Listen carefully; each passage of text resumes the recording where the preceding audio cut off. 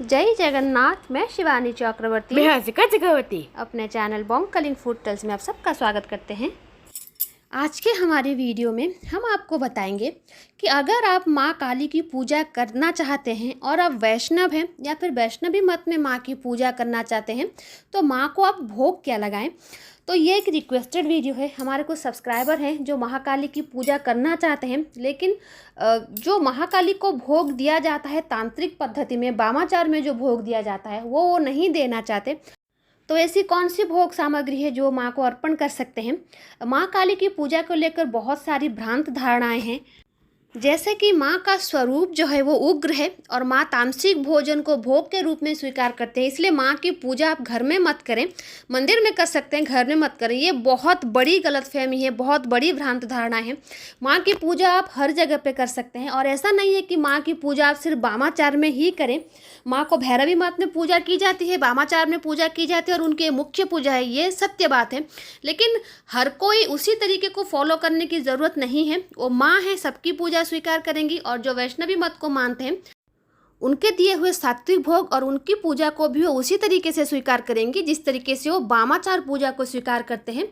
तो परम वैष्णवी के रूप में आप माँ को कौन सा भोग अर्पण कर सकते हैं, क्योंकि माँ का जो मुख्य भोग है जो वामाचार पूजा पद्धति में होती है वो तो आमिष भोग ही है, मतलब नॉनवेज का ही भोग है।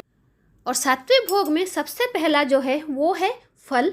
शायद आप सबको पता ना हो, सबसे ज़्यादा फल माँ काली को ही अर्पण किया जाता है, क्योंकि माँ को फल बहुत पसंद है। और आपके पास जितने वैरायटीज़ के फ्रूट्स अवेलेबल हों आप सब माँ को अर्पण करें।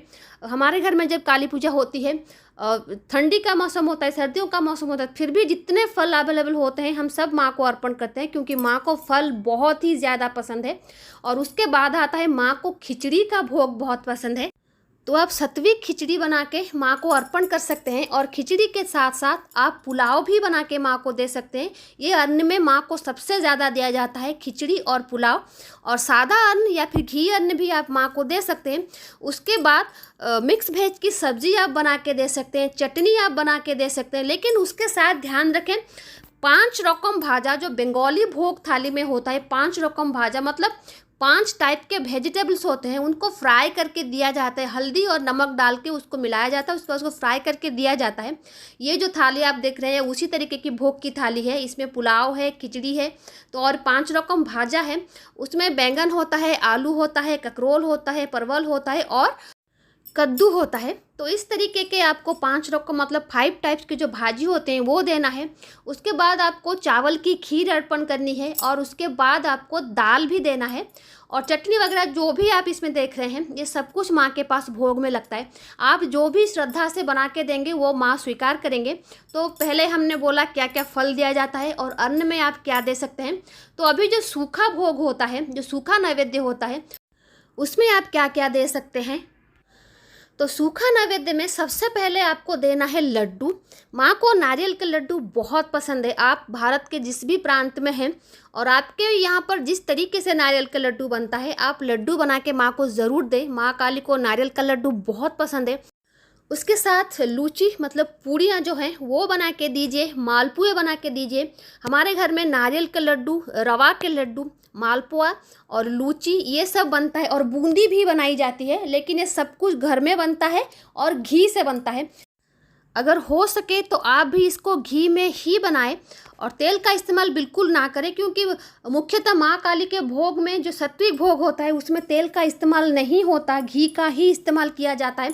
अगर आप घी नहीं खाते तो अलग बात है, आप माँ को ये बता सकते हैं कि आप घी नहीं खाते इसलिए आप तेल में बना के दे रहे हैं। लेकिन अगर आप हो सके तो घी में ही बना के दें। और इसके साथ बहुत वैरायटीज़ की मिठाइयाँ होती हैं माँ के सूखे भोग में, जितनी भी आप मिठाई दे सकें वो दें। लेकिन एक बात याद रखें, सिल्वर फॉयल जिस मिठाई में हो वो बिल्कुल भी माँ को अर्पण ना करें। बेशक माँ को नॉनवेज का अर्पण होता है, लेकिन सिल्वर फॉयल जिस तरीके से बनता है वो माँ को अर्पण नहीं होता, क्योंकि सिल्वर फॉयल नॉनवेज होता है। तो कोई भी चांदी का वर्क लगा हो मिठाई वो माँ को बिल्कुल भी अर्पण ना करें। अगर आप सात्विक भोग आप किसी भगवान को चढ़ाते हैं, माँ काली हो या फिर माँ लक्ष्मी हो या फिर भगवान नारायण हो, उनके भोग में बिल्कुल भी चांदी के वर्क वाला मिठाई भोग के रूप में ना लगाएं। और उसके बाद आपको अर्पण करना है दही। दही के साथ शर्करा, शर्करा में आप गुड़ दे सकते हैं या फिर मिश्री दे सकते हैं। उसके बाद आपको भोग लगाना है पंचामृत। उसके बाद आपको लगाना है नींबू और मिश्री का जल। एक ग्लास में आपको मिश्री रखना है, पानी देना है और उसमें नींबू देना है। ये पानी भी माँ को दिया जाता है। और टेंडर कोकोनट जो होता है वो आप माँ को भोग के रूप में दे सकते हैं।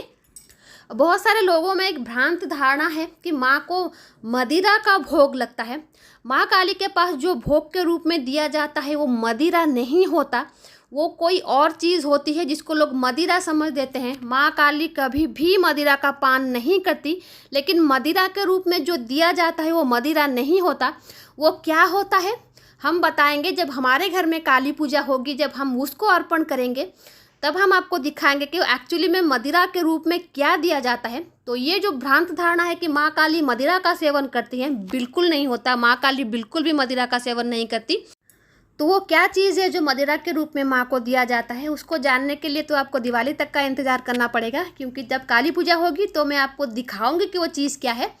तो ये थी छोटी सी जानकारी कि आप सात्विक रूप में माँ को कौन सा भोग समर्पण कर सकते हैं। तो आई होप ये वीडियो आपको अच्छा लगा होगा। तो आज के लिए इतना ही, रहते हैं। जय जगन्नाथ, जय माँ काली।